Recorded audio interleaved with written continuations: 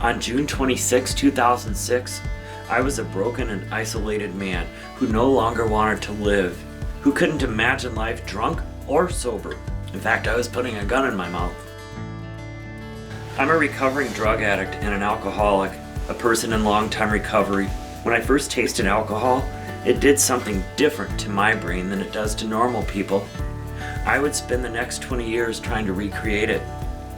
Today, I've lived over 10 years without a mind-altering drug or drink.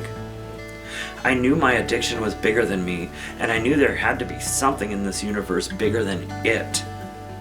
I reached out to that higher power, breath by sober breath. I haven't had a drink or a mind-altering substance since that date. Running is a big piece of my recovery.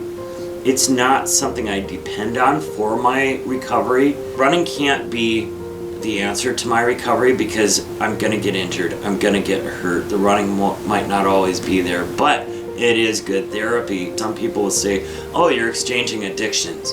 You know, you gave up booze, you picked up running. I ran through my last drunk.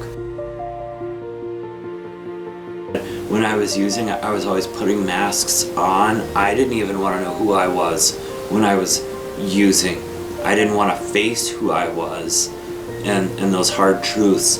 When I'm out on mile 80, I've pulled off every possible mask that I might possibly wear. I'm getting down to the core of who I am. Running doesn't keep me sober, but it does help me connect to that spiritual life. Running is my prayer. Running trails is my meditation. It puts me more in the present moment than anything I do. I love the solitude of running long and the humility of running ultramarathons.